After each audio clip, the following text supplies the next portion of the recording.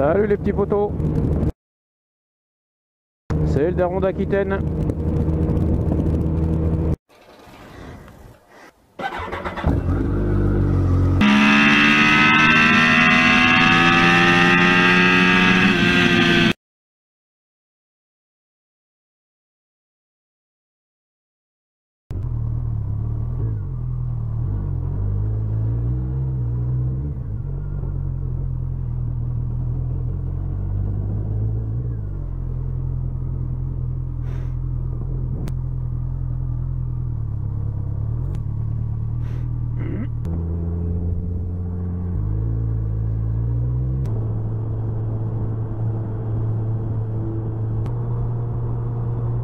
Salut les petits potos, c'est le daron d'Aquitaine.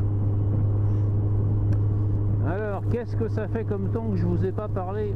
Eh ouais, grosse mésaventure avec Titine. Alors si vous suivez un peu ma chaîne, vous êtes au courant quand même. Titine a subi une grosse panne, encore une. La première... on peut dire que la première grosse panne, c'était la boîte de vitesse bloquée. Alors c'était en partie dû... C'est de ma faute en fait. Je passais les vitesses à la volée et forcément à un moment ou un autre, quand tu le fais mal, a priori,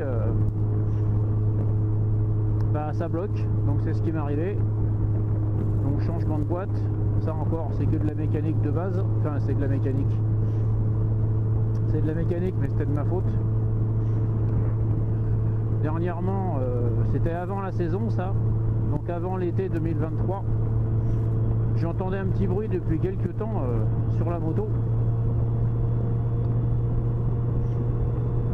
Et il s'est avéré que bah, j'ai attendu un petit peu, parce que bon, des fois, on entend des trucs, et bon, mais bon, quand on est habitué en général, on entend des trucs. Je l'ai fait voir par 2-3 potes un petit peu mécano, on va dire. Bah, rien de spécial et tout. Je l'ai fait écouter à mon fils qui est mécano aussi, rien de spécial. On entendait bien un petit truc, mais on pensait plus à une chaîne de distribution un peu détendue.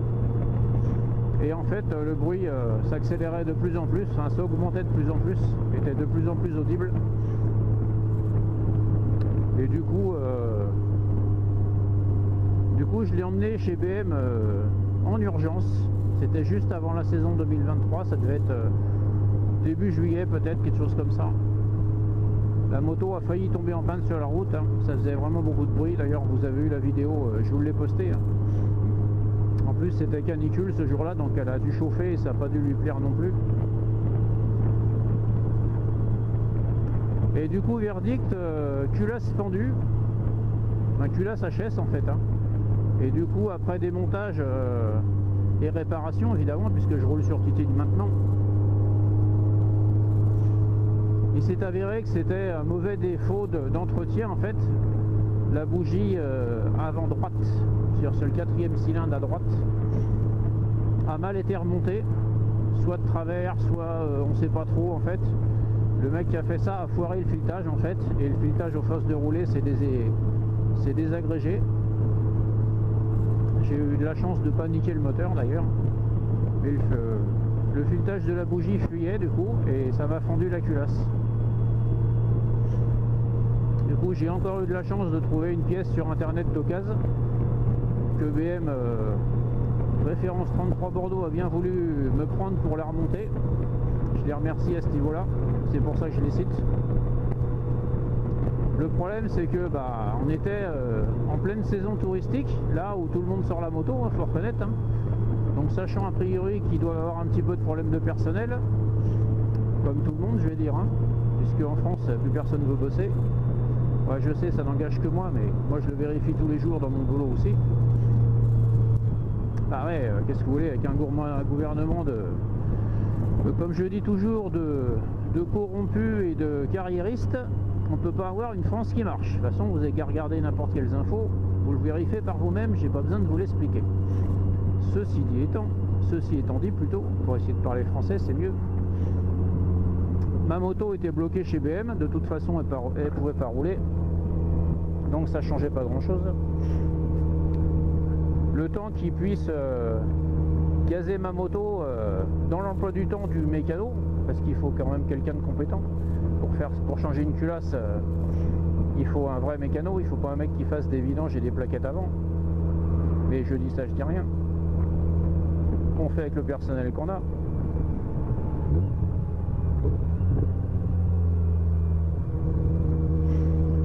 Du coup, l'été s'est passé,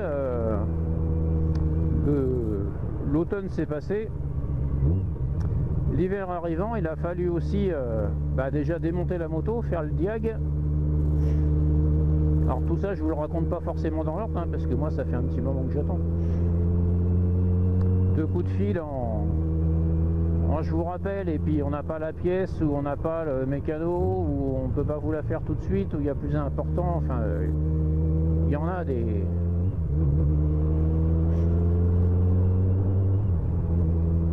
Il y en a des choses qui peuvent se passer. Trouver un joint de culasse de 4S sans GT, ça doit pas être évident forcément. Il doit bien y avoir ça au fin fond des stocks en Allemagne, peut-être chez BM, mais la moto à 15 ans, je suis pas sûr qu'ils aient encore tout ça. Enfin, le fait est qu'ils m'ont remonté la moto. C'est ma 2e sortie, puisqu'on a été la chercher dans la semaine. Hein. Donc là, je la prends juste pour aller faire une balade. On est première semaine de janvier, enfin fin de 2e semaine, pardon, 2024. On va faire un petit tour sur le bassin d'Arcachon. Je vais au marché de la Teste de Bûche, voir un pote. Voilà. Vu que c'est mon dernier dimanche de repos, la semaine prochaine je travaille toute la semaine, donc j'ai pas le temps. J'aurai pas le temps d'aller me promener, je veux dire. Je remplace un collègue qui est en congé. Bah ouais, ça fait partie aussi de mon état d'esprit. Je laisse pas le patron dans la merde, hein. Quelqu'un s'en va, bah je prends ses heures et je le remplace. Mais bon, ça ne tient qu'à moi, mais je suis comme ça. C'est donnant-donnant. Quand j'ai besoin d'une semaine de repos, je la pose, mon patron me dit jamais non. Mais on s'égare les potos.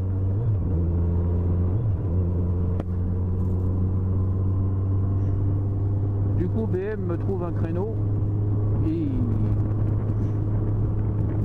il me rapatrie la pièce, ils me refont la moto et je récupère la moto. Bon, évidemment, belle petite facture salée, vous imaginez bien. La culasse, je l'ai trouvée, il me semble de mémoire, aux alentours des 700 € sur je sais plus quel site, mais je l'ai trouvée dans un des pays du Nord. En France, c'était impossible à trouver. J'ai fait toutes les casses rien du tout, zéro, nada. Je fais venir la culasse, on la vérifie quand même avec mon fils. La culasse était en bon état. Bon, elle était nue, hein. C'était rien dessus, pas de soupape, rien, juste la culasse. Elle était en bon état, les pas de vis étaient bons, tout était bon, donc c'est ok. Du coup, on l'envoie chez BM, ils font l'expertise, culasse bonne, du coup, on me la remonte, voilà, tout ça. Voilà. Ça m'a coûté... L'opération chez BM m'a coûté à peu près 1700 balles, je crois. Ils ont évidemment qu'ils me remettent les bougies, ils m'ont fait une révision générale en même temps, plus une batterie, parce que forcément ils n'ont pas un chargeur permanent pour toutes les motos qu'ils ont à l'atelier. Donc vous imaginez bien que 6 mois sans tourner, la batterie a rendu l'âme. Donc voilà les potos, je récupère Titine. Pour info, a priori, je pense qu'elle va être à vendre dans pas longtemps. Parce que, bah pour moi, c'est un chat noir. Hein. J'ai fait le pari d'acheter une moto pas chère sur le bon coin. Malheureusement, je me suis fait... Enfin, le vendeur... malheureusement, j'ai pas fait les recherches adéquates, on va dire, sur la moto. C'est-à-dire que j'ai acheté une moto pas chère, c'était volontaire. Je me dis, s'il y a un peu d'entretien derrière, confisquer des mécanos, on va gérer. Ou au pire, je l'amène chez BM, ils me font un check complet et voilà. Mais bon, la moto roulait bien, elle paraissait en bon état. Sur le papier, elle était révisée, donc ça allait. Le seul souci que j'ai pas vérifié, c'est qu'en 10 ans, la moto a changé 6 fois de propriétaire. Ce qui veut dire chaque fois que le propriétaire roulait avec, faisait pas l'entretien et la revendait. Voilà. Donc la moto s'est trouvée au bout de 15 ans avec un gros déficit d'entretien. Donc j'ai fait tous les gros entretiens qui pouvaient arriver. Hein. On a fait l'embrayage, on a fait du coup la culasse, on a fait la boîte de vitesse, on a fait le cardan. Et voilà. Donc la moto est refaite à neuf.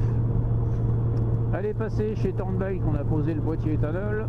On a fait un passage au vent pour régler tout ça. J'ai changé l'échappement, j'ai mis un filtre à air qui respire un petit peu, que le moteur soit libéré.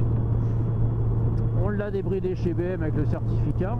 Voilà, la moto a 121 500 km pile poil aujourd'hui. Voilà, elle est repartie pour 100 000. Voilà. Donc si ça vous dit, je pense que je vais la mettre à un petit prix pas trop cher. On va regarder un petit peu ce qui se fait, mais je pense qu'on va tourner aux alentours des 6 000, quelque chose comme ça. On va voir ce qui se fait sur le bon coin. Et je vais revenir à mes premiers amours. Enfin, mes premiers amours. Je vais me retrouver une 4 et une K16 sans GTL. Parce que c'est la moto préférée de ma femme. Parce que moi j'adorais cette moto aussi. Elle est hyper confortable, hyper sécurisante, hyper performante. Donc voilà. On va faire comme ça les potos. Et je pense que ça se finira peut-être même chez BM avec un échange, une reprise. S'ils ont ça, parce que maintenant BM ils font des motos d'occasion aussi. J'avais été les voir déjà pour mon ZZR 1400. Bon, je l'avais vendu par moi-même parce que l'offre était un peu basse, mais c'est un autre débat. Donc voilà les potos, je parle beaucoup, là ça va vous faire une vidéo assez longue, mais il fallait que je vous raconte un peu la vie de Titine. La mienne en même temps un petit peu aussi, puisque le daron Rakuten revient. À moins que Titine me pète encore un truc au bout de la route, mais vu qu'elle est refaite à neuf, je vois pas trop ce qui pourrait se passer. Encore que je touche du bois. Bon voilà les potos, je vous laisse profiter un peu des belles routes. On va arriver dans les petits tourniquets, un petit peu dans les petits virages de la dune du Pilat. Je vous fais un gros V, je vous montre la vidéo et je vous dis à bientôt.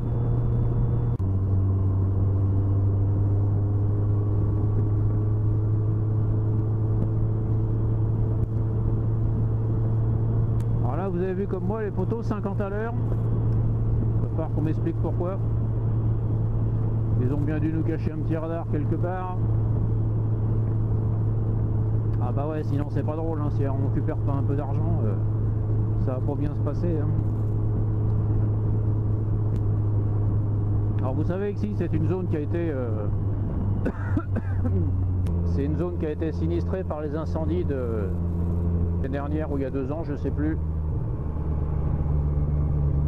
J'ai tellement vite essayé d'oublier cet épisode que... Alors qu'ils mettent 50 pour déborder la semaine encore, parce qu'il reste encore pas mal de boulot, je peux comprendre.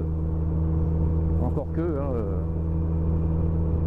si t'es pas trop con, tu vois bien qu'il y a un camion qui va traverser ou qui traverse la route, ou...